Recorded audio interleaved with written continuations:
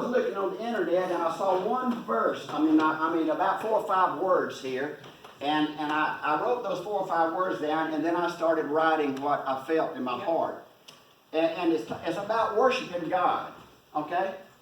And this is appropriate for this time that our country is going through right now. Our minds should be made up that regardless of what is going on in our lives, I'm going to worship God. We are going to worship God. And I say that in a sense of attending church, which is the primary place of worship, not the only place of worship. We should not let excuses, listen to me, become reasons not to come. Now this is what I have picked up for the last 8 years here.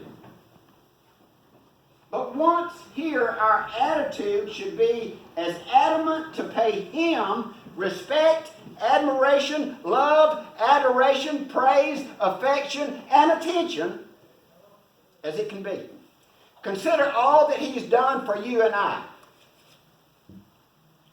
Do some of us know Him well enough to even consider that?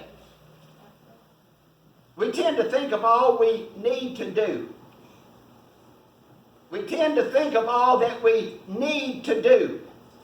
If we drop dead in the midst of it, would anyone think it important enough to finish?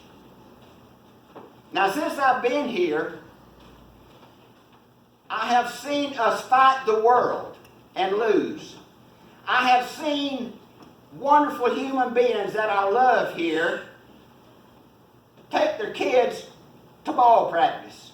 Wednesday nights, sometimes Sunday afternoons and nights. Because they loved their kids. At one time we had 17 young'uns here on Wednesday night. I'm going to tell you something. The world will make you give up church if you want to be a part of their club. And that's what's went on for the last 6 or 8 years.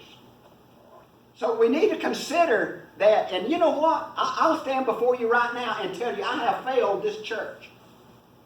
I have failed this church because it has been my driving passion to try to fill these pews. And I think the good Lord has shown me something. In every church I've been to, I have filled the pews of the church. And I see now what I really need to be paying attention to is not the attendance, but the attitude. How long has it been since you stood up in church and sang "Have Thine Own Way" and closed your eyes and heard the words that you sang? That's what we need to be thinking about. I mean, we need to be thinking about God Almighty having His own way. We need to think about God Almighty having His own way. I want to go over to Matthew to start with. Matthew chapter 10. And I want to read 34.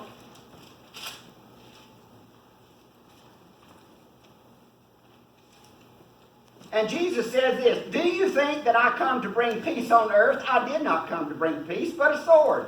For I have come to set a man against his father, a daughter against his mother, and a daughter-in-law against his mother-in-law, her mother-in-law. And a man's enemies will be those of his own household. He who loves father or mother more than me is not worthy of me, and he who loves son or daughter more than me is not worthy of me. And he who does not take up his cross and follow after me is not worthy of me." When we separate ourselves from our family when it comes to church, we are doing what Jesus Christ knew we were going to have to do. Let me tell you what's happened in our churches in America. Listen to me. We got families today going in debt to buy that boy or that girl, that four-wheeler, or that car. But yet, when the offering plate is passed around, I don't have money for tithes even. And we go home and we talk about, I have spent so much for that razor. And I'm not talking about something that shaves my face twice a week. We spend so much money on our children, we don't have any left over for God. And then what happens?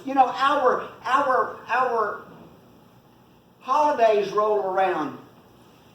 You know, I'm not going to be at church Sunday, Brother Walter. We're going to Bogalusa, Mississippi, and have dinner with our pagan kinfolks. Why on Sunday? Why not Saturday, folks? And why don't we come to church Sunday and love God? As I remember, we have 10 commandments that were broken down to 2. And one of them says this: you shall love the Lord your God with all your heart, with all your soul, with all your strength. And the second one is likened unto it: you shall love one another as yourself.